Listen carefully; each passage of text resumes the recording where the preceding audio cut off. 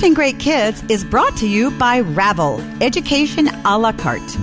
Want your child to flourish in his or her school environment, to master real-life skills, to succeed in his future endeavors? Now's the time to actively engage your child's education with Education a la Carte. In this practical book, parenting expert and longtime educator Dr. Kevin Leman takes the guesswork out of choosing the best schooling for your child.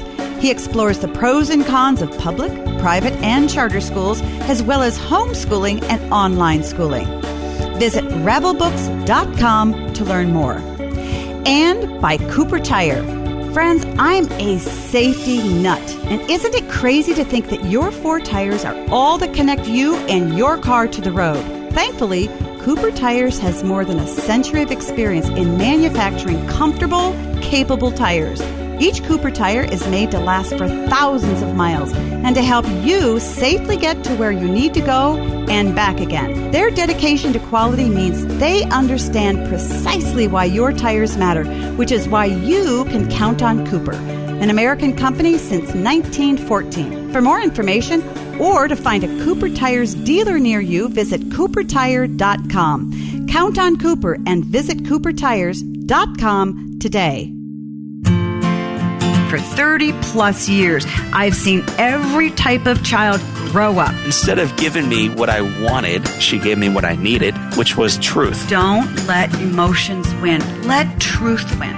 Do your very best, and you should have a lot of fun while you do it. And the better you get at something, the more fun you're going to have at something. You moms and dads are wired with everything you need to be a parent to a great kid.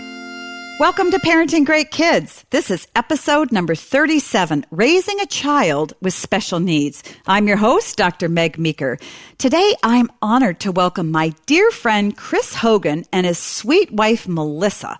Many of you know Chris from his work with Dave Ramsey, teaching families about the importance of planning for retirement. But what you may not know is that one of Chris and Melissa's sons has a rare medical condition.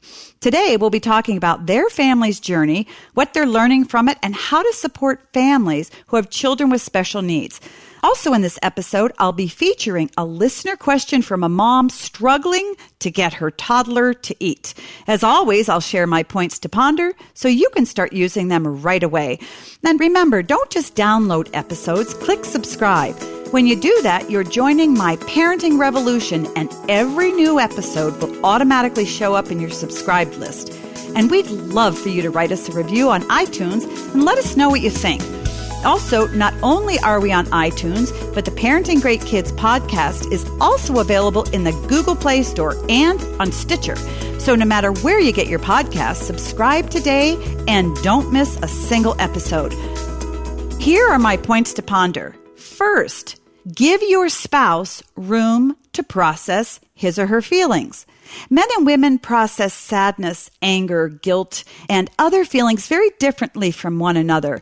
And it's important for each parent to know that they can deal with their feelings their own way. So it's important that you as a spouse support your spouse when you've heard the news that your child has a special need and that your life with this child is going to be very different from what you thought it was going to be. There's a lot of charged emotion early on in the process and as you go throughout your life with your child, because your child's needs are going to change, their development is going to change, their health is going to change, and each of you is going to process every change differently. So give your spouse room to do what he or she needs to do.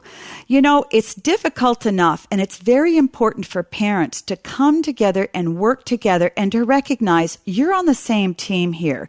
Often when parents have difficulty with a child, there's a lot of subconscious blame that one parent feels towards the other, or there's anger about how one person is parenting that child or parenting the other child. So it's really important to understand that you're giving each other room to not only feel differently, but to parent differently and to figure this whole thing out.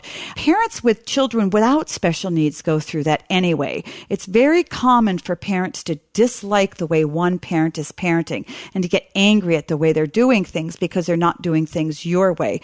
But this is accentuated and exaggerated in a child with special needs. So it's really important that you stand back and you respect the other person's parenting style, that you talk about it frequently, and that you also respect their feelings and how they process those feelings along the way. This is going to be an evolving process. It's going to change. You're going to change over the years. Your spouse is going to change over the years. And how you deal with your feelings is going to change. So there are a whole lot of moving parts here, both with you and with your spouse, both in your feelings and in your parenting styles. So just take a big, deep breath and give some grace to your spouse. That's the best way I know how to describe it. And I think that when you hear Chris and Melissa talk, you're going to hear that they gave each other room and space to do things the way they had to do them, because you'll hear them each talk about what they did with their feelings early on in their relationship with their son, and then as time went by. Second, if you're a friend of a parent of a special needs child, don't ask what that person needs. Just start giving it to them. You know, many times when we have a friend who's going through a difficult time, maybe the death of a spouse or the death of a parent or illness with a child, we want to do something, but we're uncomfortable talking to our friend about the difficulty they're going through. So sometimes we just don't say anything or we don't do anything. For heaven's sakes, don't do that. Risk saying and doing the wrong thing rather than doing nothing. But oftentimes we will go to that friend and we'll say, please call me if you need anything. And the problem with that is that those people don't call us if they need anything. You know that. If a friend came to you and you were having a difficult time and they said, please, if you need anything, give me a call. You're not going to call that friend and say, you know what, I'm about to lose it today. So would you please come over to my house and stay with my kids for a couple hours so I go out for a walk? Or, you know what, I just don't have time to clean. I don't have time to cook. I don't have time to be here for my son when he comes home from school because I'm at the hospital with this other child. You're not going to call your friend. So the most important things to do, and you'll hear Chris talk about this beautifully at the end of our conversation, is to offer specific help right away. Say to that friend, you know what? I am free to babysit every Monday evening or every Monday afternoon. So why don't I come over and I will stay with your child while you take your other kids out and do something? Or you may say, you know what? I love to cook. So how about 3 times a month, I'm going to come over and I'm going to bring you a meal that's frozen. Throw it in your freezer. If you want to eat it, great. If you don't want to eat it, that's okay. Or maybe you're a dad who takes your kids out every Saturday afternoon to the park. Offer to take one of their kids to the park or all of their kids to the park with you. Take the special needs child and all the other kids, or just take the special needs child or just the other 2. You get what I'm saying. Try to put yourself in their situation. Find out what they need. Find out what would really help them. And then offer that to them. Say, you know what, on Monday night I'm going to do this, or Saturday afternoon I'm going to do this. They can always say, no, thank you. But most likely they're going to say, you know what, thank you so much. You don't know how much that means to us. And once you start to do it, if you can commit to do it regularly, put it on your calendar. Send them a Google invite. You know, ask if they have a Google Calendar. If you can just do that regularly, once a month, once every other month, once a week, whatever you can do. And as you're doing that, moms and dads, invite your kids to help you too. Invite your kids to reach out to their family. Get your kids involved. Your kids will feel important. They'll love it. They'll learn from it, and they will be blessed. And your whole family will be blessed too. So remember to do that. Don't just say, call me if you need anything. Third, if you're a parent of a child with special needs, don't feel guilty about spending more time with the child with special needs than the other kids. That's just going to happen. And I hear this from parents a lot who have a child with a special illness. That child has needs that require more time from parents than the siblings do. Children need visits to the doctor, to hospital, to therapists, and they require extra help at home. They just require extra care and extra time.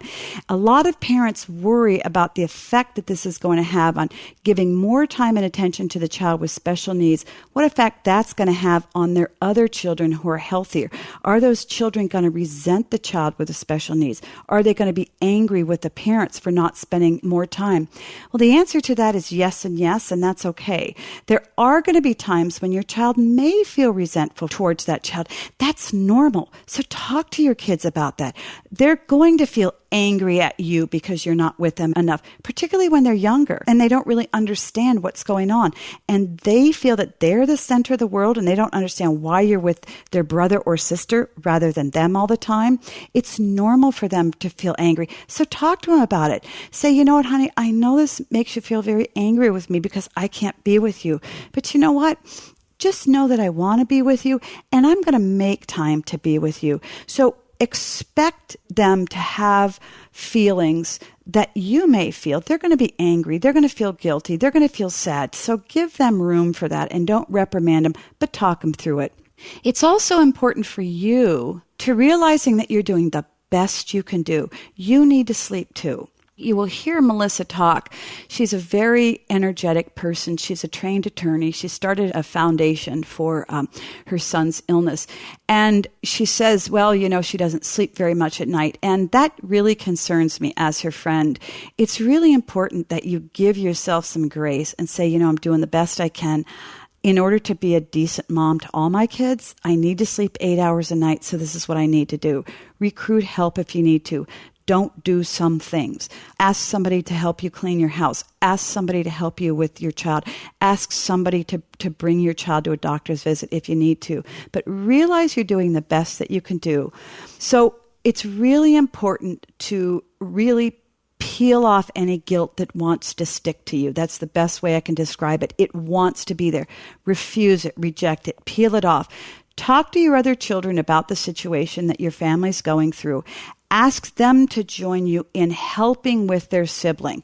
That will help really assuage some of their anger or their hurt. It makes them feel important and it brings the family together. And as a matter of fact, what I hear from 99% of the siblings that I have worked with who've grown up with a sibling with a special need is that they are incredibly blessed by that child. What they get back from that child is far more than what they feel taken away. In the early years, they may feel differently, but as they mature, they feel like they get so much out of that child and from their family, from being a unique situation. Also, it's important, parents, with your children who don't have special needs, make sure that you plan trips or outings with them very frequently. They don't have to be long. An hour on a Saturday afternoon. Take a Sunday afternoon. Have somebody come in and stay with your child with special needs and take your other kids off doing something for the entire afternoon on a Sunday. Do it as frequently as you can and put it on the calendar. You know, it really frustrates kids when you say, don't worry, we're going to do things together. It's going to happen. Don't worry, I'll take care of it. But if you don't write it down, it doesn't happen. So carve out time for your other kids. And if you can include the special needs child, great. And if you can't, that's fine. Leave him or her behind and take your other kids and write it on the calendar. That way, your other kids know you're serious about spending time. So whenever they start to feel left out, they can remember, oh, yeah, mom and dad are going to do something with me on Saturday. So it's really important to do. Parents, we all know that talking with our kids about sex is uncomfortable. And when it comes to having that initial talk with your child about sex when they're about 8 years old, I always say in every couple there's one who's a chicken and one who's an even bigger chicken who just won't have the talk at all. But the truth is, no matter how uncomfortable it is, beginning a conversation about sex early with your child is extremely important because it puts you in the driver's seat. The tricky part is many parents often don't know where to begin or where to end. What if they say the wrong thing? What if they talk too much or too little or use the wrong words? Too often, not knowing how or when they should approach the topic of sex with their child, many parents just don't do it. And then this leaves your child at the hands of the culture or his friends to teach him about sex. I have created a digital toolkit just for you called How to Have the Talk with your child. It walks you through the process of having that initial conversation with your child about sex. The toolkit's packed with a variety of resources and all the information you need to get ready to have that initial conversation, including ages and stages chart to help you determine when to have the talk with your child. There's an ebook on talking to your child about sex, a script to help guide you through the discussion. And for those of you who are really, really chicken, you're the big chicken, it even includes a video of me giving the talk directly to your child. How easy is that? Talking to your child about sex doesn't need to be intimidating or scary. It can be really a great experience, and it'll help you establish a strong relationship with your child. I'm excited to offer you How to Have the Talk with Your Child toolkit for 20% off. Just go to my website, megmeekermd.com, click on Parenting Resources, and user code TALKPODCAST when you check out. Parents, this topic about sex is far too important to hand over to somebody else to talk to your kids about. You need to do it. Go to my website, check out How to Have the Talk with Your Child toolkit, 20% off. You need to stay in the driver's seat when it comes to talking to your kids about sex, and I'm here to help. So parents, thanks for listening. This is episode number 37. Stay with us. So now I'd like you to listen in on a conversation I had with Chris and Melissa Hogan about their family's journey with having a child with special needs. It's a very touching and important conversation, and I'm so honored to be able to share it with you right now.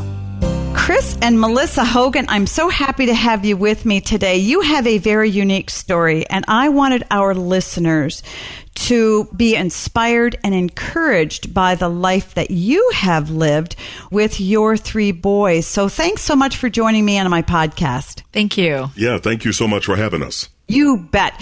Melissa, I'm going to start off with you.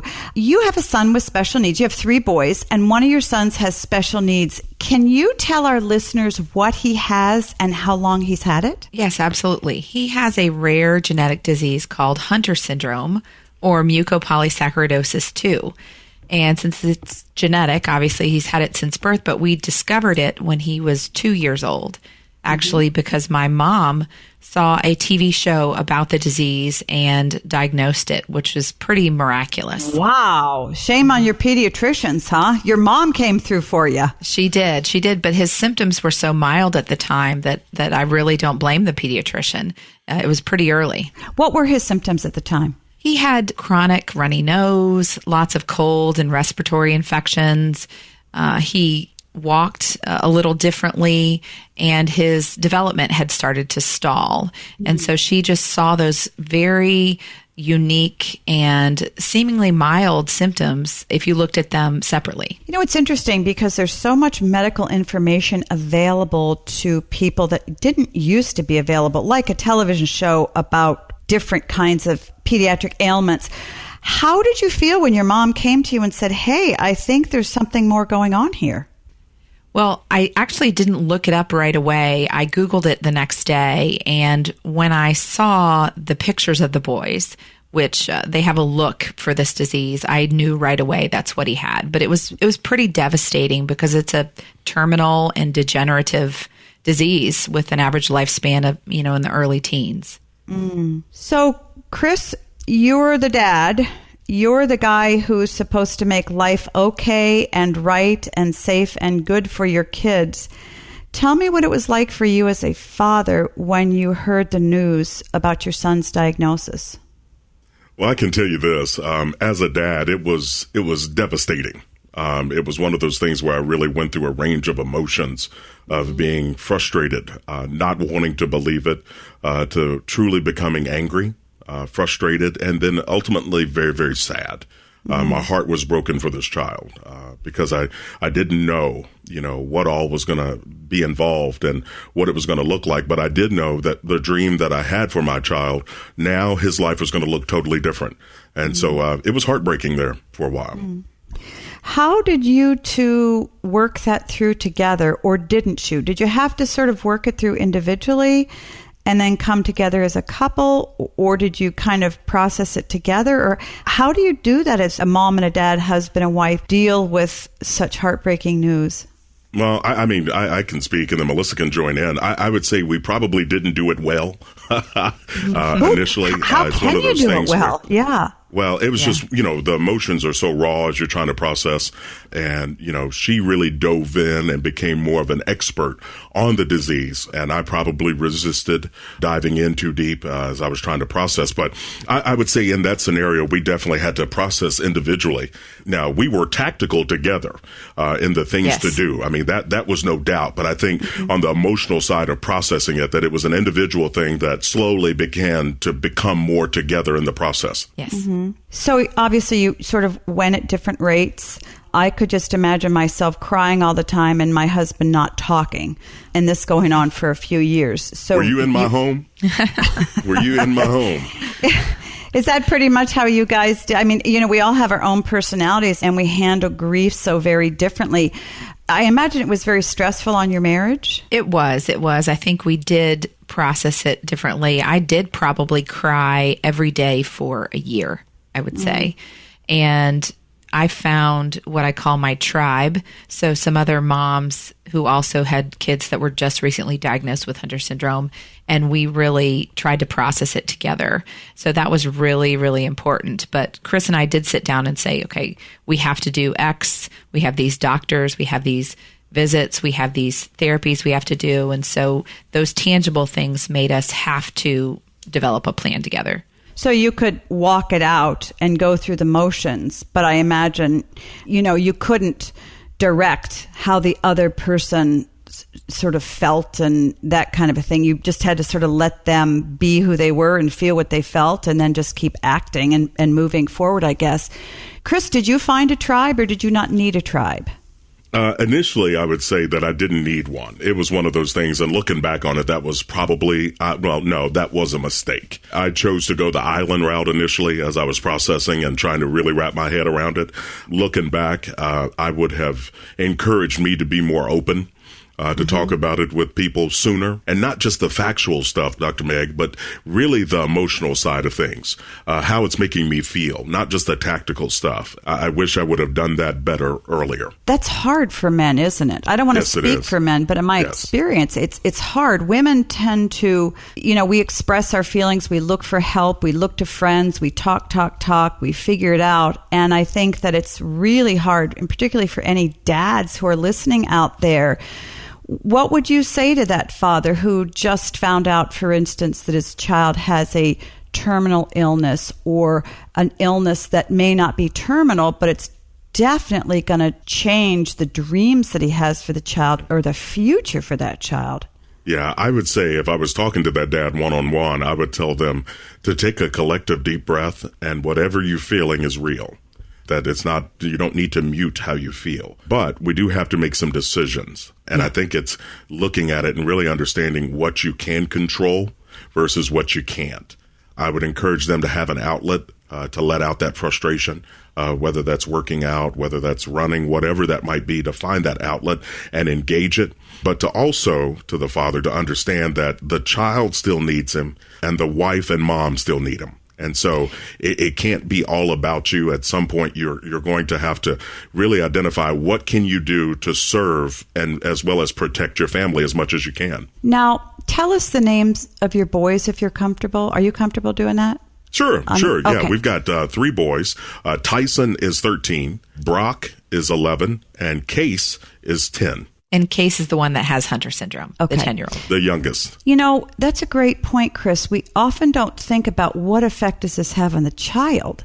We think, how does a parent deal with this? What does a mom do? What does this dad do? What does this do to your marriage? But for the child, of course, whose story isn't written and they've never lived life, so they don't know what to expect, what's normal, what's not normal.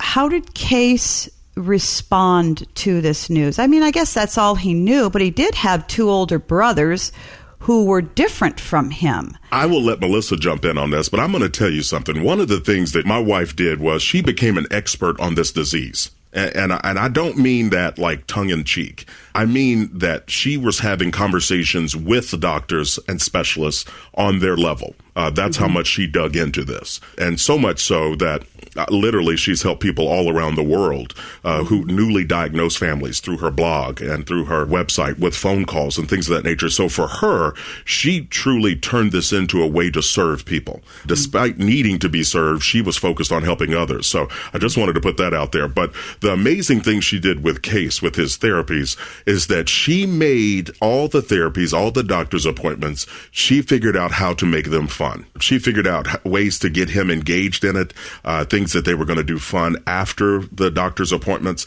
And so for Case, it just was a way of life. But for her, she truly helped him not feel any different. You know, it was one of those things where he was loved and supported just like his brothers were. Melissa, this sounds like a full plus time job. And I know you're an attorney as well. So how did you, once Case had the diagnosis and you're going through all these doctor's appointments, how did you manage that with your schedule? It was challenging. I'll admit. By that time, I had left my career as a corporate attorney, and I was a strategy consultant at that time, and I was on my own schedule. But even that gave way eventually to the needs that he had. And it was really a unique preparation to do what I'm doing now, which is running a nonprofit with a mission to cure his disease. And so all of those things really prepared me for that. So I can't complain. I'm anxious to talk about your nonprofit as well, and we'll get to that because I want everybody to know about it and to know what you do. So how did your other boys respond to their younger brother having a special need? When he was diagnosed, he was 2, so they were 3 and 4, almost 5. So it's really all they've ever known. But things have changed over time based on his treatments and them meeting other children with the disease. And so it's given them a lot of perspective because of not only the nature of the special need, but because of the normally terminal nature of the disease. And so them being able to care for these other families and these other children, it helps them relate better to their own brother. So that's wonderful. So you didn't just teach them about their brother, you exposed them to other children with the same illness. Okay. But it's not a super common illness. So were you able to do that? Did you have other kids in Nashville that had it, or how did you do that? We actually had one other child in Nashville that we used to go weekly to the hospital to get treatment with. But there are a number of families in the United States, and so we've all met on social media, and we have get-togethers, a big one annually, and then some local gatherings where they meet other children with the disease. Wow. Parents, I hope you're enjoying my conversation with Chris and Melissa. We need to take a quick break, but don't go anywhere. We'll be right back. At Warby Parker, they believe eyewear should be extremely affordable and fashion-forward. Their glasses start at just $95, including prescription lenses with anti-glare and anti-scratch coatings. And for every pair you buy, a pair is distributed to someone in need. Warby Parker makes buying glasses online easy and risk-free. Their home try-on program allows you to order 5 pairs of glasses shipped directly to your door, where you can try them on in the comfort of your home and get feedback from friends and family. You can try the frames for 5 days before sending them back using a free prepaid return shipping label with no obligation to purchase. It's 100% free, and it's so easy, my dog could do it. Friends, I will tell you, I love Warby Parker glasses. I ordered a pair after getting my 5 pairs shipped directly to my home. I picked out a pair, showed my adult daughters, and they flipped over them, and I ordered a pair. Friends, head to warbyparker.com/Meg to order your free home try-ons today. Choose the 5 frames you'd like to try on, try them when they arrive, mail the frames back, and choose your favorite pair to have your prescription added to and order. Warby Parker makes your experience completely risk-free, and shipping is free. Visit warbyparker.com/Meg to begin your free home try-on experience today. After you place your home try-on order, download the Warby Parker app from the iTunes App Store. The app allows you to take photos of yourself with each frame on, so your friends and family can help you pick the best pair. Parents, you expect the same high-quality, clean-label nutrition for your kids as you do for yourselves, right? But all too often, we have to compromise when it comes to snacks. Thankfully, now there's RXBAR Kids, a clean label snack bar made with high-quality, real ingredients designed specifically for kids. With egg whites, fruit, and nuts as the base, RXBAR Kids contain 7 grams of protein and have absolutely no added sugar, gluten, soy, dairy, or bad stuff. And with 3 flavors, including chocolate chip, apple cinnamon raisin, and berry blast, they're perfect for anytime kids want something tasty and filling. Friends, I will tell you, I give RXBAR Kids to my grandkids, and when I give them a bar, I take a bar myself. They are absolutely delicious. You can find RXBAR Kids at Target stores, or for 25% off your first order, visit rxbar.com/Meg and enter promo code MEG at checkout. That's rxbar.com/Meg, promo code MEG for 25% off your first order. Many siblings of children with special needs, I know, have difficulty because they feel they get the short end of the stick as far as their parents' time and energy and attention. How have you two finessed that with your other 2 boys? Because a child who has a lot of doctor's appointments takes so much time. I mean, there's nothing you can do. How did you navigate that with all 3 of your boys to balance things out? That was challenging. I won't downplay that. I think at the beginning, in the first few years, they definitely got less attention. And, we had to, I feel like, make up for that a lot in the last 3 to 4 years, give them very intentional one-on-one attention. And, they had a hard time processing his differences and their different expectations for him. And so we really had to walk them through what their expectations should be and how we felt about them much more as the years have gone on. Much more so probably than a family of parents of a child who doesn't have special needs, because you just assume your kids feel loved. You assume they feel right. fine about the amount of time you're spending with them. But you really had to say, hang on a minute, we really need to put this out on the table and say, this is who you are to us. We're trying our best. You really had to talk about everything, didn't you? Yeah, yes. We really did. And you had to be really intentional. And because of Case's disease and the therapies and treatments, a lot of which is done in the home with his weekly infusion. So they were around. They're able to see that. And so it's one of those things of being intentional with them.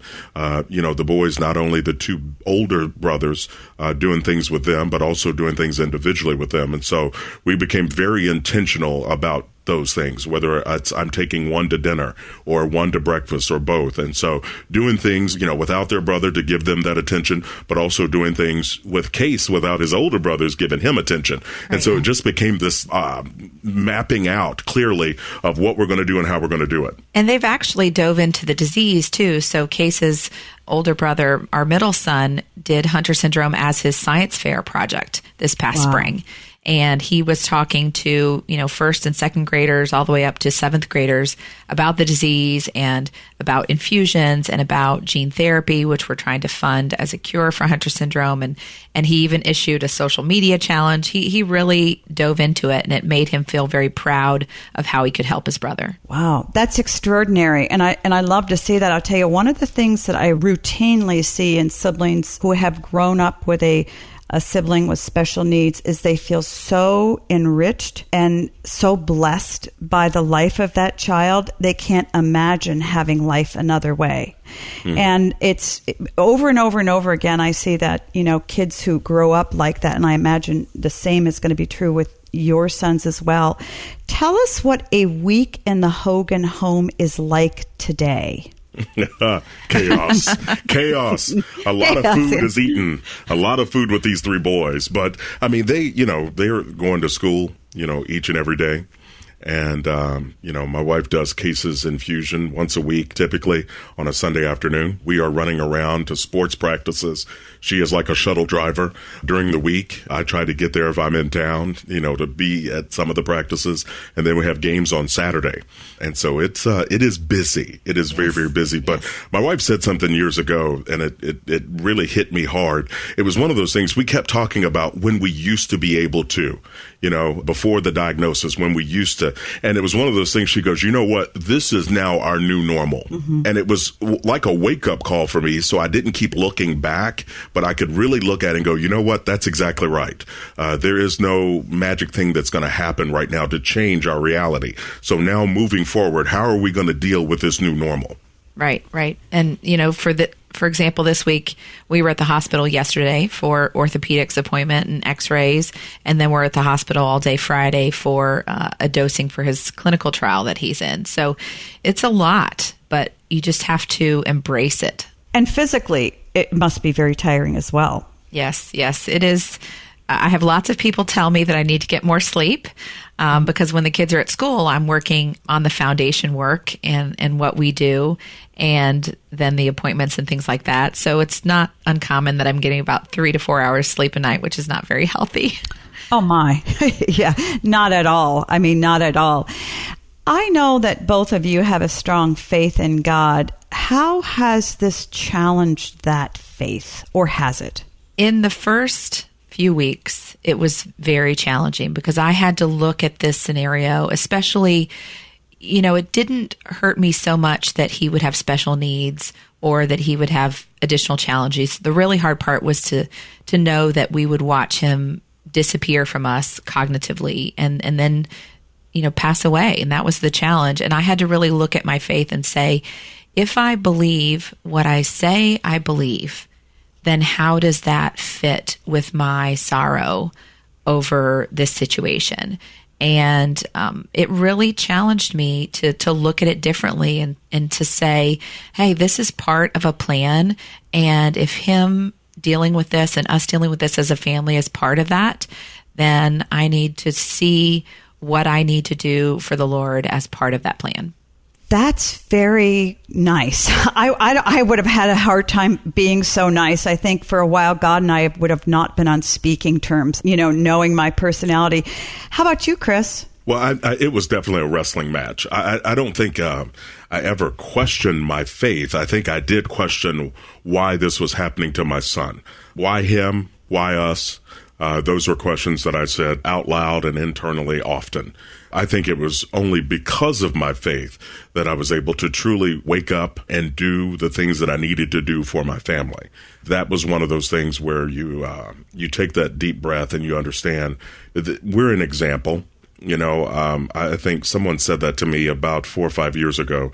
They said, we had no idea what you were walking through and don't know how you do what you do with your day job and still walk through that. And I realized that that's only because of faith. It's only because of the grace of God that I'm able to do anything that I do. But that was one of those eye-opening moments for me to realize it's not just how we handle it, but people are watching us. People are looking at how do we deal with this seemingly insurmountable situation and still have faith and still have joy. And I think that's one of those things where we can always point back to our Lord and Savior to say it's because of him. Yes. Well, and I will say, Chris, and I know you well, you're a very public figure. You're an author. You're a speaker. You have a podcast, very, very successful business-wise. And I would just think that the pressure would seem a bit overwhelming because so many eyes are on you. And yet I know, because I see in you, that you are God's grace walking and talking, because you're really an extraordinary person and you seem happy a lot, which is, which is wonderful, and it's true. God is real and faith is real and he delivers, doesn't he? Yes, he does. Yes. And I can tell you the blessing that my wife has been able to be to other families through this situation has really kind of blown me away. At first, I used to get on her and tell her, hey, focus, we got to take care of our house. What are you doing? What are you doing on the online and talking to all these people? And that was her working through this process and using what she learned from specialists to help families in India, in China, in Japan, England, that didn't have access to the information she had access to. And so it truly has become a mission. It truly has been one of those things where this little boy has impacted families around the globe. He really and truly has. And it's one of those things that you look at it and you take a deep breath and you're so grateful. This little boy has pure joy.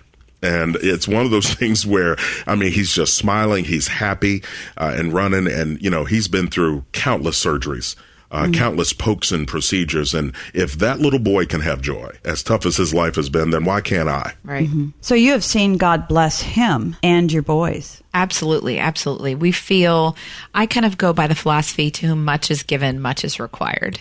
And I feel like we have been blessed so immensely, not only with having these 3 boys, because at one point we thought we couldn't have kids. And so we have these 3 boys, and I say, how can I be upset that one of them has more needs, or I may not have them very long? Mm-hmm. And so those blessings, and just being able to see him laugh. And he actually got in a clinical trial a number of years ago that we hope is helping him be stable for some period of time. We call it our bridge until we can get to a cure for this disease. So we feel very blessed about that. Wow. Melissa, I wonder if God sent you to law school so that you could run an organization like you do now. So can you tell us about your organization and how it started and what you do? I run a nonprofit called Project Alive, and it actually was an outgrowth of a blog I started in 2010 that helped rally the Hunter syndrome community, and then into a Facebook group, and then into a nonprofit, which is now called Project Alive. And our mission is to cure Hunter syndrome. So we support research, and we try to move the science toward a cure, and have been funding preclinical research for about 5 years now, and now are ready to go into the first human clinical trial for gene therapy in Hunter syndrome if we can fund it. Seriously, that Yes. fast, in 7 years, you're ready to go to a trial? Yes, well, and we've only been funding the preclinical research for 5 years. So we feel like we've done a lot of work, but still have more to go. Does your work call you to travel much or to go places, or do you do it primarily from Nashville? I do travel some, so I work a lot out of my home, but then I travel to conferences. I travel to meet with our researchers in Ohio, and whenever I need to meet with companies who might be researching in our space, I do travel some, which is challenging. It's funny. I have a number of patients in my practice whose children have rare diseases, and I will tell you they're intimidating to deal with as a pediatrician because they truly know more than I do. I mean, you become an expert. And when you said that, Chris, I'm sure, Melissa, you are an expert. You know the latest treatment. You know the cause. You know the science behind it, the biochemistry probably behind it, the symptoms, treatments, outcomes. And I think it's very important as a parent of a child with special needs to realize that you may well know more than your pediatrician, even some of the doctors taking care of your child. And to that end, you need to really speak up and talk and be filled with grace and humility, but also be fairly assertive. Yes. Because I think doctors they should appreciate when parents are so invested and so well educated on an illness, because you have the time to study it, whereas doctors, even in that field, don't have the time to spend on just one disease. Absolutely. Absolutely. I mean, there are almost 7,000 rare diseases. And so I think parents, it is easier for us to become the experts because doctors don't have time to know all of those and to know all of the latest treatments and therapies. And so, going into select doctors, I very much love doctors who say, look, I'm glad you know what you're doing. What do you think we should do? And so they and I are part of a team in helping to try to save our son. Exactly. I learned many, many years ago in private practice in pediatrics that when a mom came in and told me something was wrong with her child, I couldn't let that child out of the room till I found out what it was, because that child had something. Mothers just know their children, even mothers who have kids who don't have special needs. You know when something is off with your child. Melissa, how have people helped you the most, and what do you need from your friends and from the medical community and from the public? Friends have helped by coming alongside us in the work that we're doing at Project Alive. It has been so encouraging and just life-giving to see them come along and say, what can I do? Can I hold a fundraiser? Can I understand the disease better? Can I share this on social media? Can I talk to this news outlet about Project Alive? And that's really just been something that has filled my heart in the last several years. And, we're really excited about what we're doing. And we've been doing a documentary series at Project Alive about Hunter syndrome. And our family actually was just featured this week in an episode that was released. And so we've had a lot of people sharing that and really helping us raise this $2.5 million that we need to fund this trial. Wonderful. So how can people find out about Project Alive? Yes, they can go to projectalive.org. And that features the entire documentary series. It tells them how to donate to support that clinical trial. And they can follow the progress of the funding at gofundme.com/projectalive. And that shows up to date where we are on this funding. And we're over $500,000, which is really exciting, but it still leaves $2 million to go. So do you have a time that you need the money by, or it's just whenever? Well, we have milestones we have to hit. So I have to write a $750,000 check in about 2 months. Mm-hmm. And so we need to hit that. And then, it's broken up into about 3 pods of money until early spring next year. So by early spring, we really need to have raised that $2.5 million to start the trial by early summer. So not only is parenting a full-time plus job, now you have running an organization that's a full-time plus job. So I understand you probably really do just sleep 3 hours a night, don't you, Melissa? Yes. It's passion. I tell people I just want to save kids. That's all I want. I just want to save kids. And even if you go through all of this for one child here, it's all worth it, isn't it? It is. And actually, there'll be 9 kids in this clinical trial. And so I just get almost in tears to think about these 9 kids and these parents who might not have to watch their child deteriorate over time and just get to have a full life. In his case, one of the children? He actually won't be eligible to be one of those 9 because he's in a previous trial, but I'm okay with that. Well, good for you. And Chris, how do you support your amazing wife in all of this? Do you just sort of stand by and watch? I mean, you must be so proud of her. Oh, I'm very proud of her. I, understanding what it is that we're trying to achieve here, everything we do is really through the lens as a family and as a team. So, understanding that and understanding my job and how to support financially, emotionally, and, if she's got to travel, to adjust my schedule so I'm there with the boys, and all those things, and it's about give and take. That's what teams do. That's what families do. So I'm very proud. I'm very excited for the initiative of Project Alive. As you look at it, Dr. Meg, there's really 2 choices. You sit back and do nothing and you watch kids die. I mean, that's the reality. Or you step up and you try to do the best you can, how you can, where you can. And I think this is where the funding for Project Alive, it's one of those, it's not an option for us. These families that we've met and we've gotten to know, these kids that we're seeing literally start to decline, where they lose the ability to speak, the ability to walk, and some even the ability to eat. And so what do you do? Well, I think you do what you can, how you can. And so that's why we're so passionate about this. And we are going to connect with enough people that want to join us in this mission, and we will raise this money, and we will save these children. Well, we will do everything from our podcast and what I can do to get the word out. And you do need to write a $750,000 check in 2 months, Melissa? Yes. We have an amazing global audience. And so I would just ask people, please go to Project Alive and help give whatever you can to this incredible cause. Before we go, I have one last question. Can you tell us about Case today? What can he do? What are his limitations? What is he able to do on a day-to-day basis? Yes, he's a happy kid. He really is. And like I said, we're thankful that he entered a clinical trial a number of years ago that seems to keep him stable for now. It's very arduous for him, but he can get up and help himself get dressed. And he's just smiling and laughing and watching his iPad, and he can feed himself. and love his brothers, and he loves to help me and hold the doors for people. That's his favorite thing, is to hold the door and be very gentlemanly. Oh, Chris, before we go, I would like you to speak to families who don't have kids with special needs. What can they do to help and support friends or families they may know with a child who has special needs? Yeah, I would tell you this.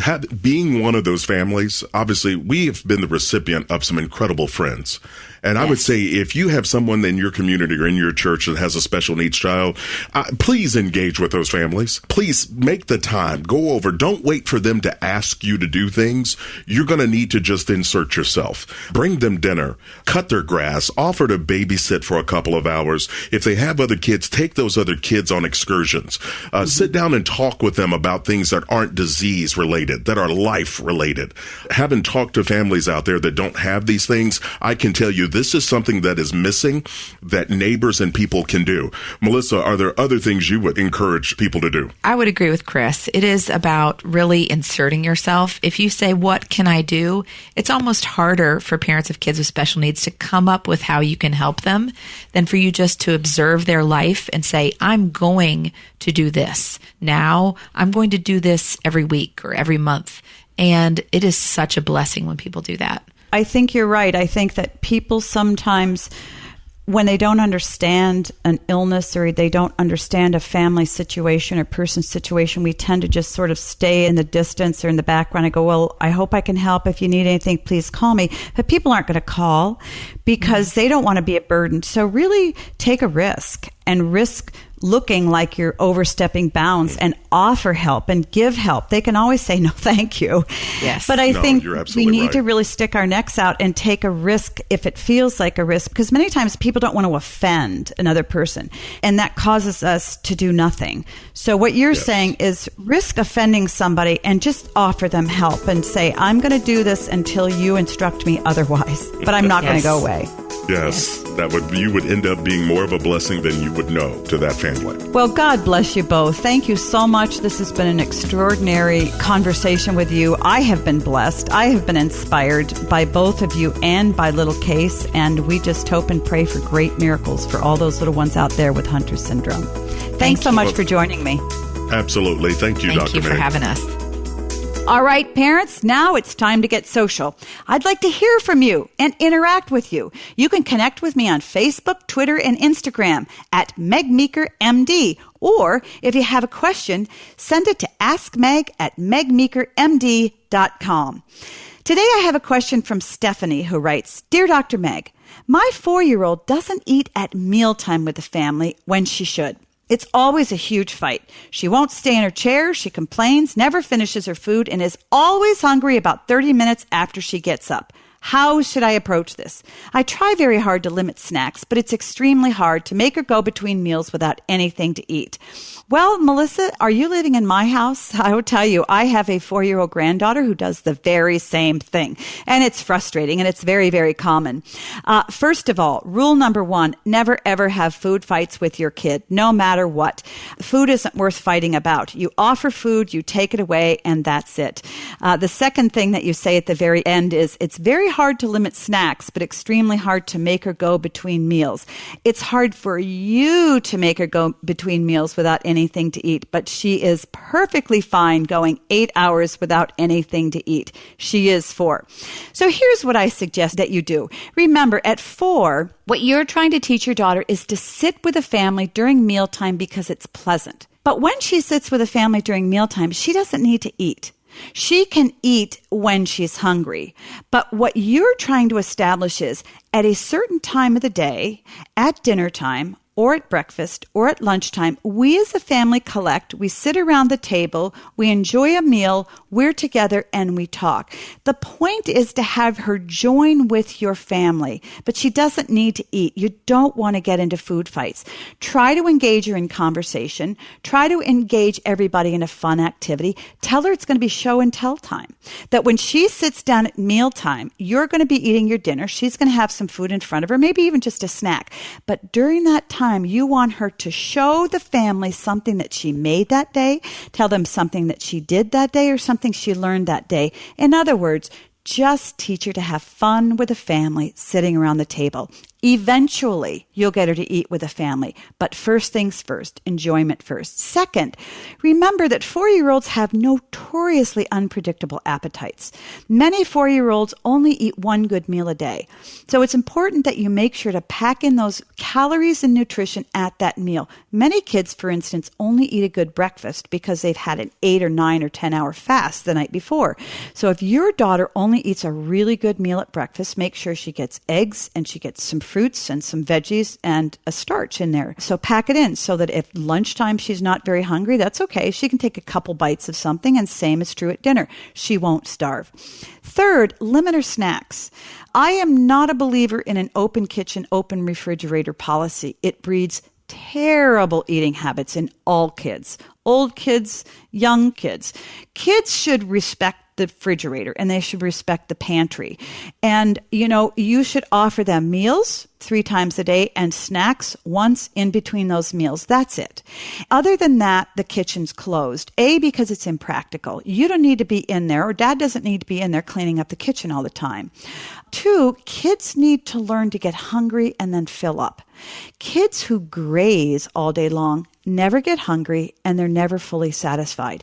If you allow your child to go for several hours between meals, they'll get legitimately hungry and then they'll get legitimately full.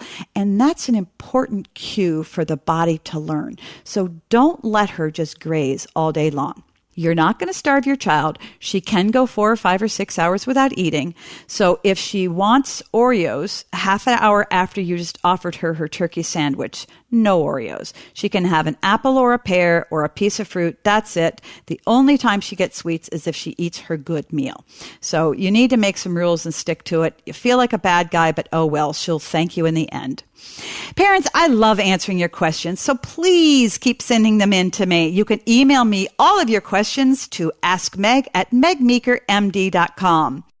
I want to thank my guests, Chris and Melissa Hogan. You are extraordinary couple and you're very inspiring. Listeners, please go to Melissa's website or savingcase.com. That's savingcase.com. Check out her work. Support them if you can. It's a very important cause.